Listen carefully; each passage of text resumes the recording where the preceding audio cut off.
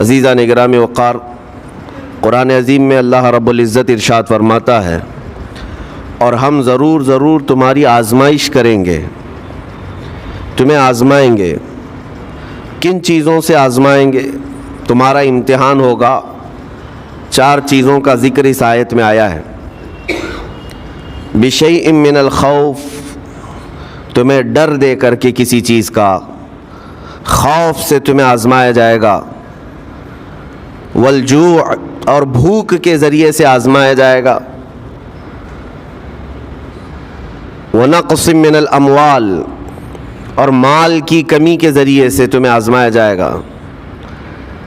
مال گھٹ جائے گا، فاقہ ہوگا، اس طرح سے تمہیں آزمایا جائے گا۔ والانفس والثمرات، اور کچھ جانوں کے ذریعے سے تمہاری آزمائش ہوگی۔ جانوں سے مراد کیا ہے؟ کسی عزیز کی جان چلی جائے گی تمہارے آنکھوں کے سامنے، تمہارے گھر والوں کی موت تمہارے لیے بڑی آزمائش ہے، تمہارے لیے ایک بڑا امتحان ہے۔ اور پھر آخر میں رب تبارک و تعالیٰ ارشاد فرماتا ہے، وَبَشِّرِ الصَّابِرِينَ الَّذِينَ إِذَا أَصَابَتْهُمْ مُصِيبَةٌ قَالُوا إِنَّا لِلَّهِ وَإِنَّا إِلَيْهِ رَاجِعُونَ۔ اے رسول، ان لوگوں کو بشارت دے دیں۔ کن لوگوں کو؟ ان لوگوں کو بشارت دے دیں جن کے پاس مصیبت آتی ہے تو یوں کہتے ہیں ہم اللہ ہی کے ہیں اور اللہ ہی کی طرف لوٹنے والے ہیں۔ مصیبتوں کے وقت جنہوں نے کہا انا للہ و انا الیہ راجعون، رب تعالیٰ فرماتا ہے رسول انہیں بشارت دے دیجیے۔ کس بات کی بشارت؟ کس بات کی خوشخبری؟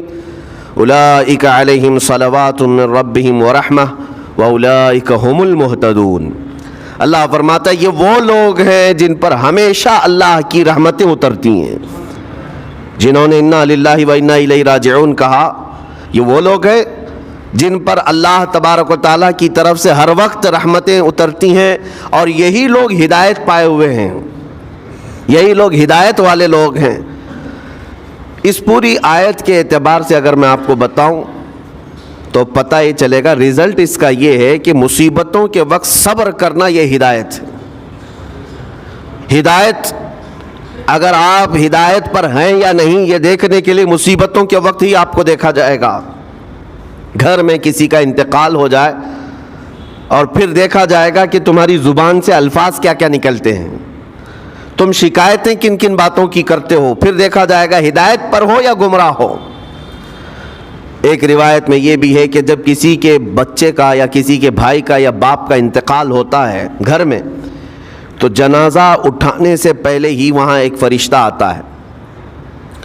وہ فرشتہ گھر والوں کا معائنہ کر رہا ہوتا ہے کہ کون کون کیا کیا کہہ رہا ہے۔ رب ذوالجلال ہر چیز کی خبر رکھتا ہے، لیکن فرشتوں کو اسباب بنایا گیا ہے اور گواہ بنانے کے لیے انہیں یہ ڈیوٹی دی جاتی ہے۔ ہر ایک کی زبان سے نکلے ہوئے الفاظ وہ سنتا ہے اور جا کر کے رب تعالیٰ کی بارگاہ میں عرض کرتا ہے۔ اللہ تعالیٰ پوچھتا ہے کہ میں نے فلاں کے گھر سے ایک جان لے لی، ان کا عزیز بیٹا چلا گیا، بھائی چلا گیا، ماں چلی گئی، وہ لوگ میرے بارے میں کیا کہہ رہے تھے؟ فرشتہ کہتا ہے اے رب ذوالجلال، ان لوگوں کے زبان پر شکر کے الفاظ تھے، وَإِنَّا لِلَّهِ وَإِنَّا إِلَيْهِ راجعون کہہ رہے تھے، اور وہ صبر کر رہے تھے۔ میں نے گھر والوں کے سب حالات دیکھے۔ اللہ تعالیٰ فرماتا ہے اے میرے فرشتے تو گواہ رہنا، میں نے ان سے جو چیز لیا ہے اس سے کئی گنا زیادہ نعمت انہیں عطا کروں گا، اس سے بہتر نسل انہیں دی جائے گی، اور ان کے غم آج جتنے ہیں اس سے کئی گنا زیادہ خوشیاں میں انہیں جنت کی عطا کروں گا جنہوں نے میری دی ہوئی مصیبت پر صبر کیا۔ اور کوئی گھر ایسا ہوگا جس گھر سے فرشتہ جا کر کہے گا کہ مولا اس گھر والے تو بے قابو تھے، جو منہ میں آیا بکے جا رہے تھے، وہ تو یوں کہہ رہے تھے کہ اللہ کو کیا ہمارا ہی گھر ملا، ہمارا ہی بچہ جانے کو تھا، ہمارے ہی گھر میں یہ آفت آنے کو تھی۔ اس طرح کے الفاظ وہ کہہ رہے تھے اور رب تبارک و تعالیٰ کو ظالم کہہ رہے تھے۔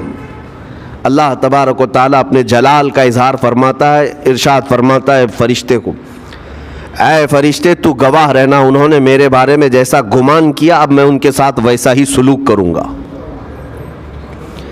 اللہ تبارک و تعالیٰ کے ساتھ یہ گمان جس طرح بندہ کرے گا اللہ تعالیٰ اس کے ساتھ اسی طرح کا سلوک فرمائے گا. اس کو ارحم الراحمین ہی تصور کرو. ہمیشہ رب تبارک و تعالیٰ مہربان ہے اور مہربان ہی اس کی طرف گمان کرنا بھی چاہیے مومن کو. انشاءاللہ العزیز مہربانی ہوگی اور بلکہ دلوں کا قرار اور سکون بھی رب تعالیٰ ہی عطا کرتا ہے. اے میرے عزیزو، یہ تمہیدی باتوں کے بعد میں اب عرض کرنا چاہتا ہوں. محرم الحرام کے مہینے میں کربلا کے واقعات سنتے ہی رہتے ہیں.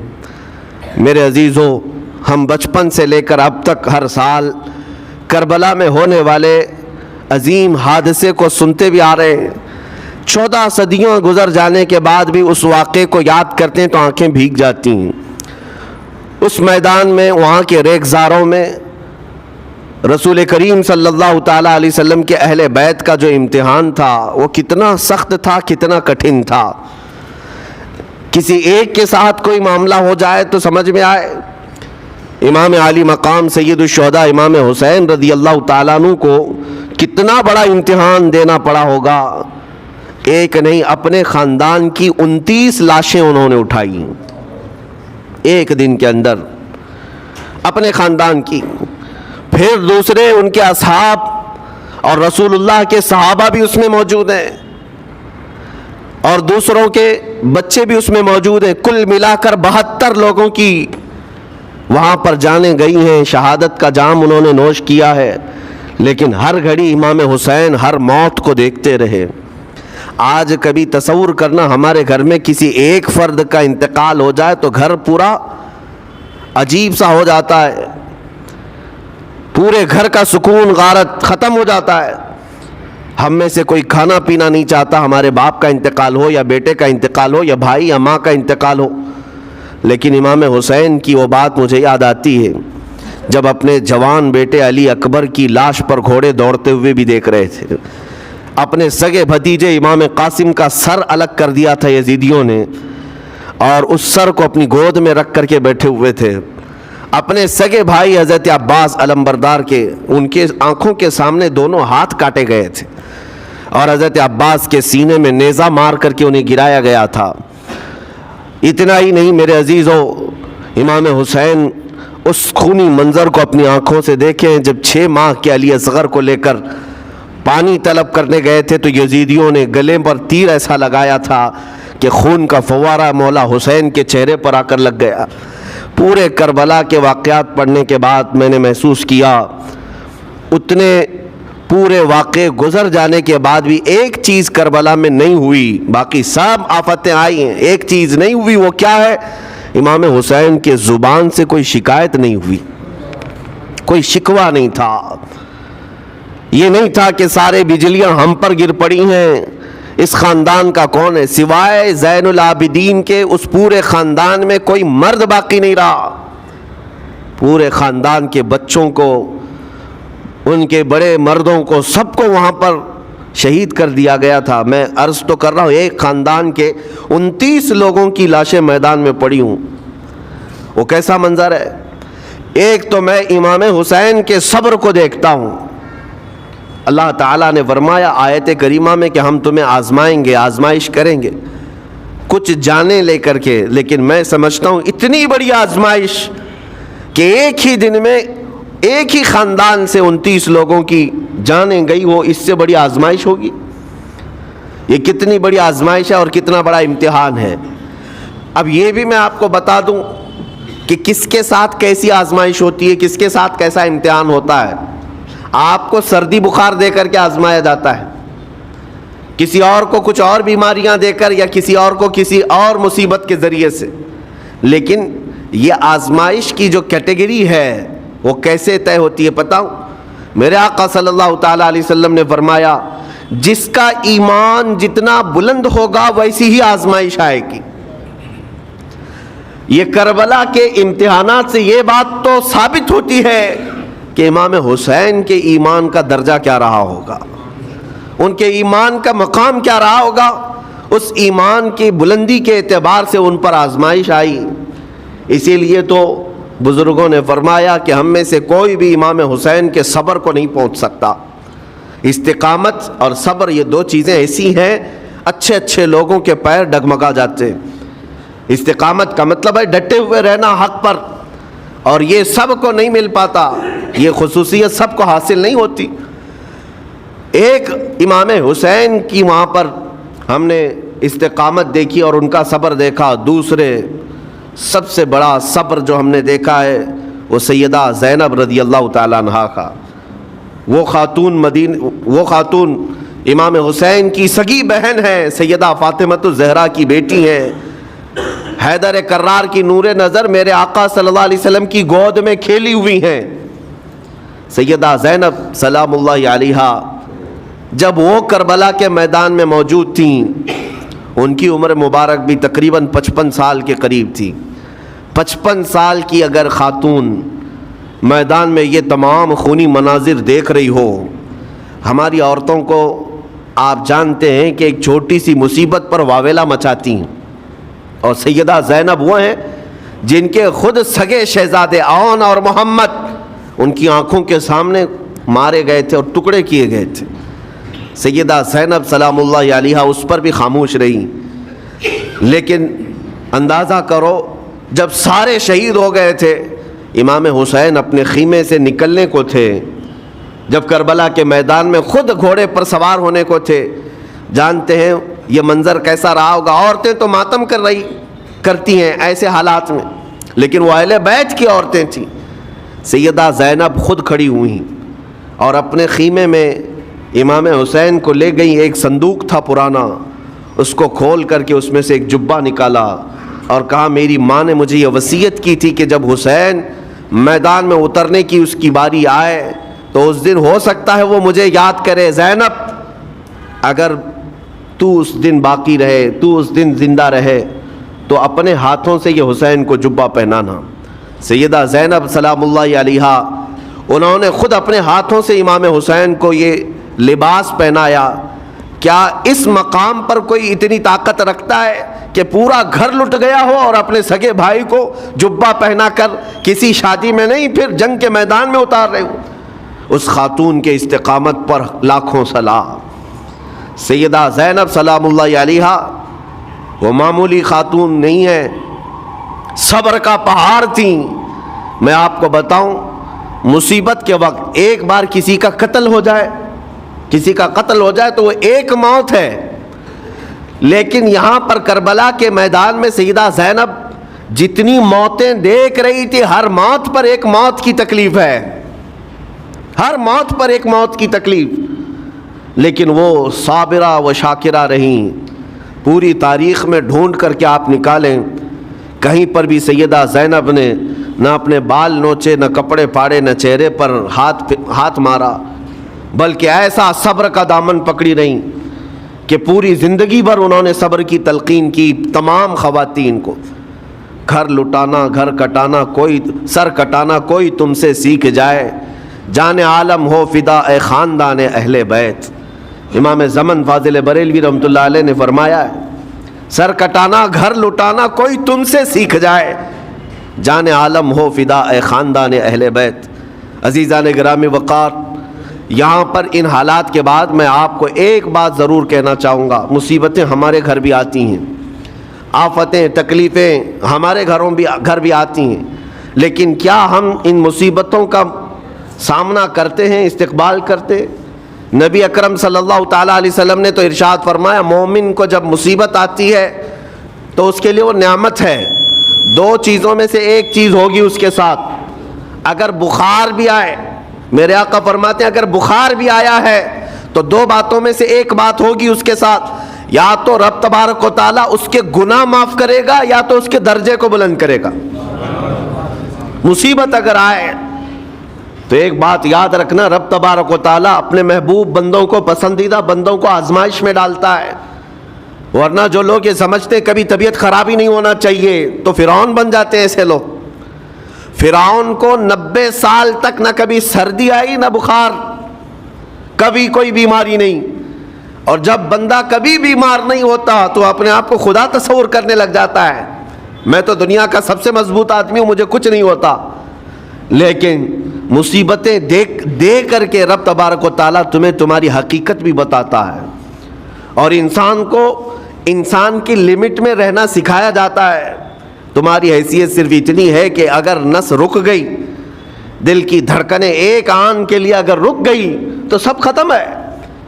इसलिए तुम्हें रब तबारक व ताला के हुजूर जाना ही है, तो सब्र भी सीखो और शुक्र भी सीखो। आज मुसीबतें और आफतें आती हैं तो वावेला करने वालों के लिए मेरा मैसेज है, अल्लाह तबारक व ताला तुम्हारी हर बात को देख रहा है। तुम्हारे चीखने से, चिल्लाने से, तुम्हारी शिकायत करने से गए हुए आदमी की जान वापस तो नहीं आनी है। तुम्हारा अजीज तरीन भाई मर गया, तुम जिससे सबसे ज्यादा प्यार करते थे वो बेटा इंतकाल कर गया। मुझे बताओ, तुम 10 लोगों में चीखोगे, चिल्लाओगे, रब ताला के हुजूर बुरी बुरी बातें भी करोगे, तो क्या वो गई हुई जान वापस आ सकती है? मेरे अजीज़ों, ये वो हुकूमत नहीं है कि तुम्हारा एहतजाज करने पर कानून वापस ले लिया जाए। तुम्हारे सब मिल कर के प्रोटेस्ट करने से हुकूमतें अपने फैसले वापस ले सकती हैं, लेकिन वो रब्बे जुल जलाल शहंशाह आज़म का कानून है। वहाँ नबियों की भी जो रूह ली गई, वहाँ पर अल्लाह तबारक व ताला ने अपने महबूब नबियों की भी रूह को कब्ज़ करने का हुक्म दिया। तो क्या सब के गम मनाने से वो रूहें वापस करने का फ़ैसला किया गया है? नहीं मेरे अजीज़ों, इस आलम में, इस कायनात में फिर कोई हमारे रोने, चीखने, चिल्लाने से वापस नहीं आता। हाँ, गम करना अपनी जगह पर है, लेकिन गम का शरई तरीक़ा क्या है? मेरे आका सल्लल्लाहु ताला अलैहि वसल्लम ने भी गम फरमाया। आपके अजीज़ बेटे सैयदना इब्राहीम जब इंतकाल कर गए, मेरे आका की आंखों में आंसू थे। हुजूर पाक सल्लल्लाहु ताला अलैहि वसल्लम की आंखों के सामने सैयदा खदीजतुल कुबरा का इंतकाल हुआ। हुजूर गमगीन थे, लेकिन गम का मतलब कभी ये नहीं होता कि अल्लाह की बारगाह में शिकायत करें, तूने मेरे साथ ऐसा क्यों किया। यानी तुम हुक्म दोगे, रब तबारक व ताला को तुम मशवरा दोगे कि किसके साथ क्या करना है। इसलिए इन मौके पर हम सब की आजमाइश है, हमारा इम्तिहान है। ऐसे मामला जब भी आते हैं, देखें मैं आपको एक और बारीक बात बता देता हूँ। यह हम आज तकरीर कर रहे हैं, हो सकता है आप भी सुन रहे हैं और अच्छी तरह समझ रहे हैं, लेकिन खुद के घर पर जब आ जाए तो तकरीर भी याद नहीं रहती, नसीहत भी याद नहीं रहती, गम का गलबा ज़्यादा हो जाता है। ऐसे औकात में हुक्म क्या है मोमिनीन को, मेरे घर पर, मैं जानता हूँ शिकायत नहीं करना चाहिए, मैं जानता हूँ गमों के वक्त सब्र करना चाहिए, फिर भी अगर मेरे घर में आ गई मुसीबत तो मोमिनीन के लिए हुक्म ये है कि तुमने अब तक जो सुना था हदीसें वगैरह उसको याद दिलाओ, यानी मुझे याद दिलाओ। ये मत सोचो कि मौलाना साहब हैं, मुफ्ती साहब हैं, इमाम साहब हैं, इनको तो सब मालूम होगा।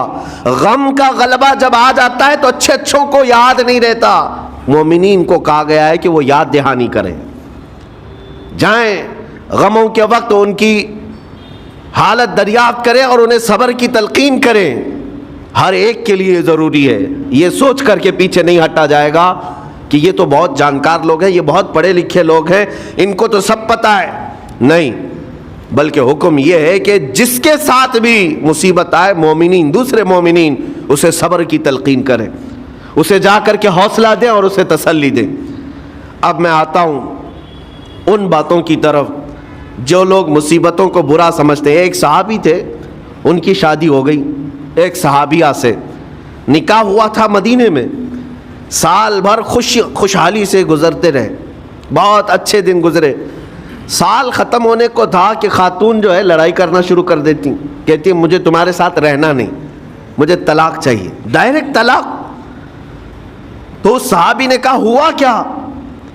वो सहाबिया कहती थी नहीं मुझे तुम्हारे साथ रहना नहीं। उस सहाबी ने कहा ठीक है, अगर ऐसा ही है तो हुजूर पाक सल्लल्लाहु अलैहि वसल्लम के पास चलते हैं, वहाँ जाकर फैसला करा लेंगे।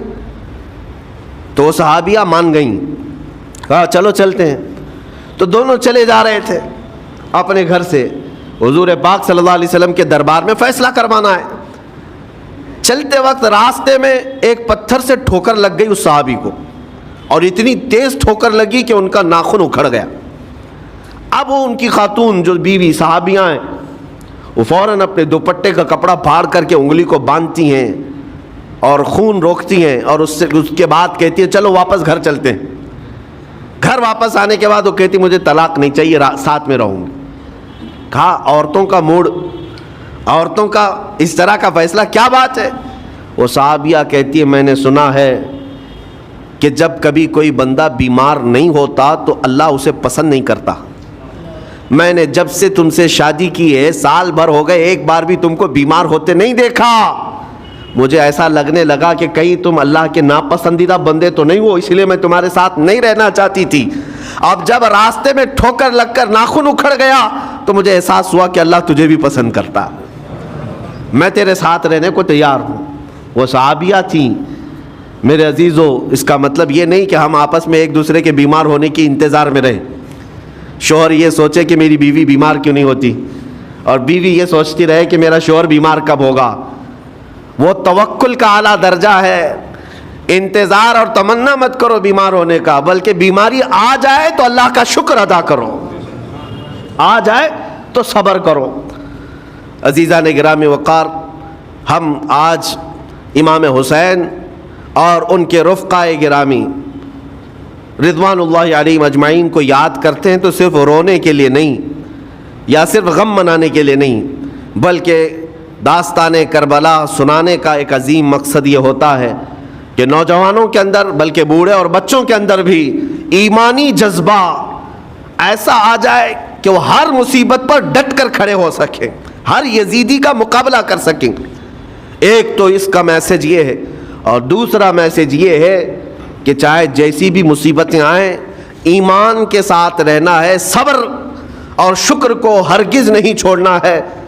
مصیبتیں ہمارے پاس اب اتنی بڑی تو نہیں آتی کہ ایک خاندان کے ہی اتنے لوگوں کو کاٹ دیا جائے، ایسی مصیبتیں تو نہیں آئی۔ اب جو کچھ بھی آتی ہیں ہمارے ساتھ، وہ مال کی کمی کی، کبھی دکان میں دھندا نہیں چلتا، کبھی بچے کسی کو نہیں ہو رہے ہیں، یا پھر گھر میں کوئی بیمار ہے، کوئی مستقل بیماری آ گئی ہے، یہی تو مصیبتیں ہیں۔ مومن کے لیے یہ قید خانہ ہے، زیادہ آسائش اور آرام کی فکر نہ کرو۔ یہ دنیا مومن کے لیے قید خانہ ہے۔ اسی لیے شاعر نے کیا خوب کہا، جب کسی کا انتقال ہوتا ہے، ایک سچے مومن کا انتقال ہوتا ہے، تو لوگ کہتے فلاں مر گیا، فلاں مر گیا، تو ایک شاعر نے بہت اچھے انداز سے کہا ہے کہ کون کہتا ہے کہ مومن مر گیا؟ جو سچا مومن ہے اس کے لیے کہہ رہا ہوں۔ وہ شاعر نے کہا کون کہتا ہے کہ مومن مر گیا؟ قید سے چھوٹا وہ اپنے گھر گیا۔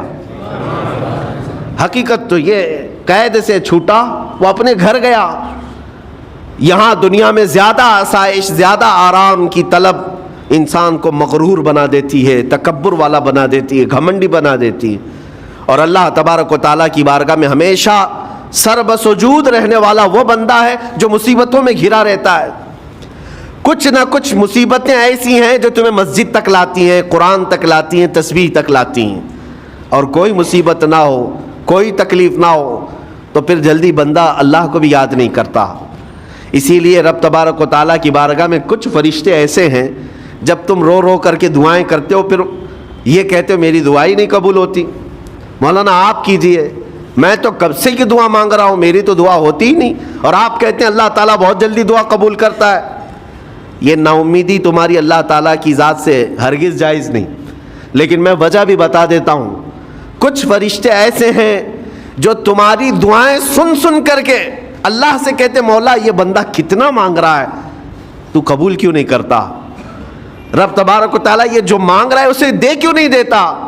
رب تعالیٰ فرماتا ہے فرشتوں میں بھی سن رہا ہوں اس کے مانگنے کو، اس کی دعاؤں کو، اگر میں ابھی اس کو دے دوں تو وہ مانگنا بند کر دے گا، اور اس کا مانگنا مجھے اچھا لگتا ہے، جب تک وہ مانگتا رہے گا میں اسے پسند کرتا رہوں گا۔ ایک وجہ یہ بھی ہوتی ہے تم مایوس ہو کر کے چھوڑ دیتے ہو کہ اب کیا دعا کرنا، اتنے دنوں سے کر ہی رہا تھا، کچھ نہیں ہوتا۔ اگر تمہاری دعاؤں کا اثر جلدی نظر نہیں آتا تو رحمان تمہاری دعائیں سن رہا ہے اور وہ تمہاری دعائیں پسند بھی کر رہا ہے۔ میرے عزیزو، یہ تمام حالات میں آپ اللہ تبارک و تعالیٰ کی بارگاہ میں کثرت سے دعا ہی کریں اور مانگا ہی کریں جب مصیبتیں آئیں۔ آج کے حالات بھی ہماری آزمائش کے حالات ہیں۔ آج کا جو دور ہے وہ بھی ایک یزیدی دور ہے۔ یہاں پر جگہ جگہ جو مسلمانوں کے ساتھ حالات ہیں، یہ ہمارے لیے آزمائش کا دور ہے، بہت بڑا امتحان چل رہا ہے۔ ان حالات میں مسلمانوں کو چاہیے وہ اپنے ایمان کے ساتھ ڈٹے رہیں، استقامت۔ مولا حسین کے سبق کو پڑھیں، اس وقت تو ان کی گردنوں پر تلواریں تھیں، ان کے بچوں کے سینے چھدے ہوئے تھے تیروں سے، لیکن وہ ڈٹے ہوئے تھے میرے مصطفیٰ کی شریعت پر۔ آج ابھی تمہارے سینوں پر بندوق کی گولیاں نہیں لگائی گئیں، ابھی تمہارے اوپر اتنی بڑی مصیبتیں نہیں آئیں، لیکن میں پھر بھی دیکھتا ہوں نوجوانوں کو کہ کوئی مصیبت نہ آنے کے باوجود بھی تم اسلام کے ساتھ کھلواڑ کر رہے ہو، میرے آقا کی سنتوں کو پیٹ پیچھے پھینک کر کے تم تو بازاروں کی زینت بننا پسند کرتے ہو۔ اکثر لوگوں کو ہم نے دیکھا آج مجرے کرنے والوں کی کثرت یہ ہمارے نوجوان بچوں کی ہے، یہ اپنے جسموں کی نمائش کرنا اس کو فیشن سمجھتے۔ نہیں میرے عزیزو، امت مصطفیٰ اور وہ بھی امام حسن اور امام حسین کے غلام اس مردار دنیا پر کبھی بھی اپنی حکومت نہیں چاہتے، اس مردار دنیا کے وہ کبھی خواہش مند نہیں ہوتے، لیکن جن نوجوانوں کو آج ہم ان خواہشات کی پیروی کرتے ہوئے دیکھ رہے، افسوس ہوتا ہے، افسوس ہوتا ہے۔ آج کے حالات میں تم بھی سنبھل جاؤ، کیونکہ ایک بہت بڑی جنریشن تمہارے پیچھے ہے اور وہ تمہیں دیکھ کر کے نقل کرے گی۔ اگر آج تمہارا راستہ بگڑ گیا تو یہ جو چھوٹے بچے ہیں وہ بگڑے ہوئے راستے کو ہی اسلام سمجھنے لگ جائیں گے، وہ اسی بگڑے ہوئے راستے کو ہی صحیح راستہ سمجھ بیٹھیں گے۔ اس لیے آج نوجوانوں کی کثرت میرے آقا صلی اللہ تعالیٰ علیہ وسلم کے عاشقوں کی ہونا چاہیے، اور ان سخت ترین حالات کا مقابلہ باڈی بلڈر نہیں کر سکتا۔ میں آپ کو بتا دوں، ان ظالم یزیدیوں کا مقابلہ کاجو بادام کھانے والا نہیں کر سکتا۔ ہاں، ان حالات کا مقابلہ کرنے کے لیے جسمانی طاقت کی ضرورت نہیں، ان بڑے سے بڑے سخت ترین حالات کا مقابلہ وہ نوجوان کر سکتا ہے جس کے سینے میں عشق مصطفیٰ ہو، مولا حسین کے نقش قدم پر چلنے کا عزم رکھتا ہو، پھر چاہے وہ لاغر ہی کیوں نہ ہو، نحیف و ناتما ہی کیوں نہ ہو، کمزور ہی کیوں نہ ہو۔ لیکن ہم نے دیکھا ہے تاریخ میں کمزور بھی ہے، اگر جسمانی اعتبار سے عشق رسول کی دولت سینے پر رکھتا ہے تو دنیا میں وہ کھلبلی مچا دیتا ہے، اور کفار و مشرکین کے خیموں میں اس کی ہیبت طاری رہتی۔ ہم نے اور تاریخ پڑھی ہے۔ آخری بات عرض کرتا ہوں، امام اہل سنت فاضل بریلوی امام احمد رضا خان نور اللہ مرقدہ، اعلیٰ حضرت کو کون نہیں جانتا آج کے زمانے میں؟ ذرا ان کی سیرت اٹھا کر کے پڑھنا، اور پھر یہ بھی دیکھنا کہ جسمانی طاقت ان کی کیسی تھی، جسمانی ساخت کیا وہ چلتے تو لہیم شہیم تھے، اونچے چوڑے اور سینہ بھرا ہوا کہ لوگ صرف جسم کو دیکھ کر کے ڈر جائیں؟ نہیں، اعلیٰ حضرت فاضل بریلوی رضی اللہ تعالیٰ عنہ اس طرح جسمانی بہت اونچی چوڑی صلاحیت کے نہیں تھے، بلکہ بہت ہی ہلکا جسم رکھتے تھے، ہلکا جسم، دبلے پتلے تھے، لیکن جب اپنے حجرے میں بیٹھ کر کے قلم چلاتے تھے تو دنیا کے کونے کونوں میں ان کی گونج ہوتی تھی، اور بڑے بڑے قلعوں میں جو ہے زلزلہ آ جاتا تھا۔ اور سرکار غوث پاک رضی اللہ تعالیٰ عنہ کو کون نہیں جانتا؟ غوث پاک کا حال تو یہ تھا، جسمانی اعتبار سے آپ کی گردن کی ہڈیاں بھی دکھتی تھیں، اتنے دبلے تھے، اور کثرت عبادت کی وجہ سے، کثرت مجاہدات کی وجہ سے آپ کا جسم بہت ہی کمزور تھا۔ بلکہ ایک وقت کا واقعہ بھی ہے کہ آپ چلتے چلتے غش کھا کر گر گئے، چکر آ کر گر گئے۔ جسمانی اعتبار سے اکثر تو آپ پتے کھا کر کے رہے، کھانا بھی نہیں کھایا 40 سال تک، تو جسمانی اعتبار سے کمزور ہونا کوئی معنی نہیں رکھتا۔ لیکن دنیا یہ بھی جانتی ہے، گردن کی ہڈیاں ہی کیوں نہ دکھتی ہوں، ہاتھ و پیر کی ہڈیاں ہی کیوں نہ دکھتی ہوں غوث پاک کی، لیکن روحانی طاقت کا حال یہ ہے کہ کسی قبر کو ٹھوکر لگا دے تو مردہ زندہ ہو جائے۔ اس طاقت کو میں آج آپ کے سامنے کہنے کی بات کر رہا ہوں، عشق مصطفیٰ سینے میں ہو اور سچی عقیدت و محبت حسنین کریمین سے رکھتا ہو، اور پھر اپنے طریقے بدل لے تو بڑے جسم اور ڈیل ڈول بنانے کی ضرورت بھی نہیں آئے گی. مولا کریم تمہارا رعب خود ہی دشمنوں کے دلوں پر ڈالتا ہے. اللہ تبارک و تعالی ہم سب کو آئی ہوئی مصیبتوں کا ڈٹ کر مقابلہ کرنے کی توفیق عطا فرمائے. ہم سب کو استقامت عطا فرمائے اور صبر عطا فرمائے اور شکر عطا فرمائے, اور قیامت کے دن مولا تعالی ہم سب کو امام حسین کے ساتھ حشر عطا فرمائے. میرے آقا صلی اللہ تعالی علیہ وسلم کے جھنڈے تلے ہم سب کو جمع فرمائے. ہمارے ان نوجوان بچوں کو جو راہ راست سے ہٹے, مولا حسین اعظم کے راستے پر ان کو چلنے کی توفیق عطا فرما. قیامت تک ہماری نسلوں کو مولا عاشقان مصطفیٰ میں پیدا فرما.